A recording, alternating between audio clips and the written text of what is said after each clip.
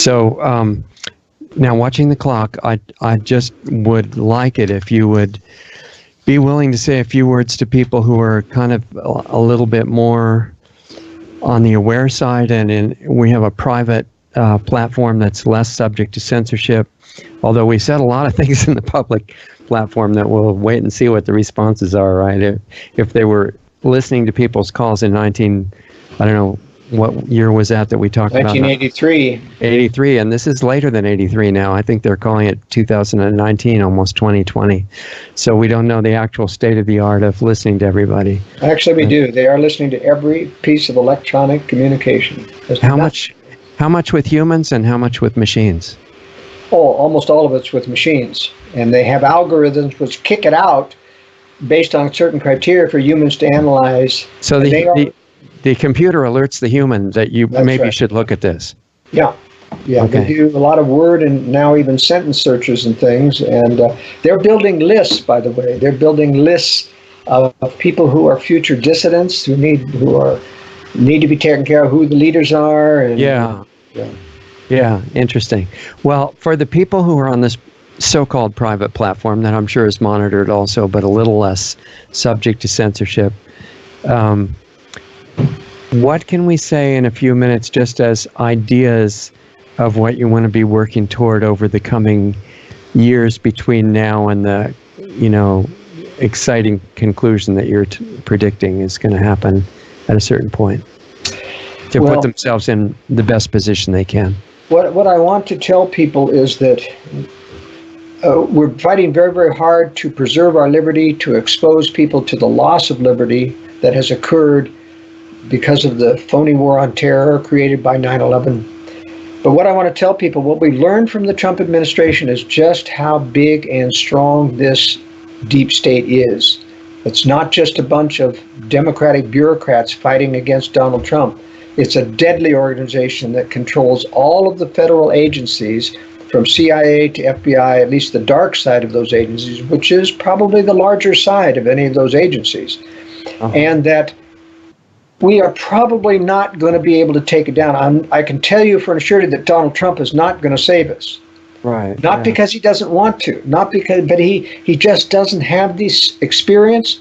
He doesn't have the specialized and honed conscience because of immorality and other things. And lack of verbal control skills. He's not able to elucidate, and he doesn't study. He listens to a little bit of Fox News, but he does not study on his own. I don't think he even knows what to study exactly. I mean, I see huge areas of ignorance that are not his fault, but they're just not part of his education to this point. That's right. And he does, his time is totally committed. And what free time he has, he watches television, he eats poorly. I mean, I just don't think you've got what it takes, he's proven that he can't tell who's deep state and who isn't. He keeps replacing a deep state person with another deep state person, ignorantly, of course. Right. And I don't say that Donald Trump is compromised, but except by his own weaknesses. But so what I'm just saying is my message to people who are in the know, who understand these things, is that while you fight for liberty, while you fight to gain more knowledge, you've got to prepare for the takedown. You have to prepare for war that's coming, that they're going to give us. You have to prepare for the EMP strike, which will precede that war, which will bring chaos and social unrest and lack of electricity. You can prepare for those things. And if you're going to fight for liberty, as the Revolutionary War did, you have to be prepared to survive the war. You've got to be prepared to come out the other side in rural areas and knit together with like-minded people. Well, this is what I was just going to mention, and I wish we had a couple of hours on this part right here, but we can do more later. But what I was going to say is, well, this brings up immediately the issue of communities, because when you wrote your book, Strategic Relocation, that was not relocating a community, it was relocating at most a family and getting a house in a good place and what to do with the land and everything. But what you're bringing up is that there may be a need for actual cooperative communities to survive it better in that stage. And there are problems that classically come up in communities. The people tend to go crazy and start fighting with each other. So there must be ideas before you do that to prevent it all from falling apart. Well, we'll have to discuss that at one of those, because I've got probably more experience than anybody in the nation, having advised high security residences and survival communities for decades. And I tell you, all of them have failed. Yeah, that's what I'm talking about. All of them have failed for the very reasons you're talking. They're independent minded. They don't get along well. And most of them don't have the resources. They want to hang on the few wealthy people that have all the money. It becomes a very dependency relationship, which breeds resentment.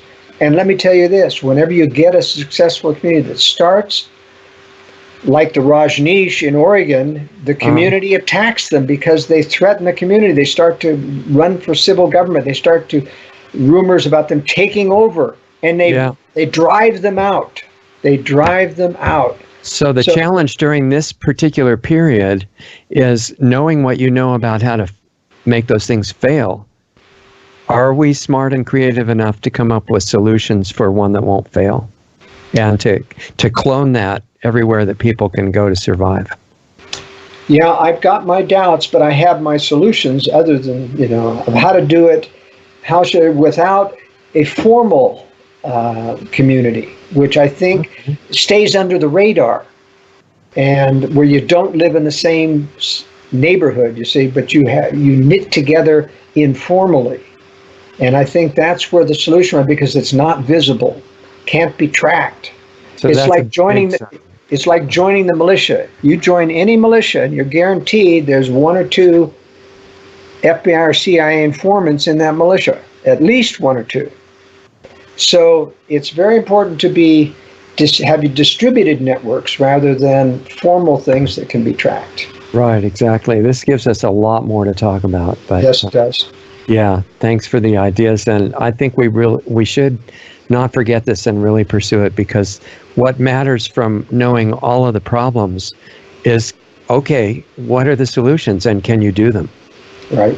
We need to get into that. So, all right. Well, thank you, Joel. It was great, and we'll look forward to the next episode.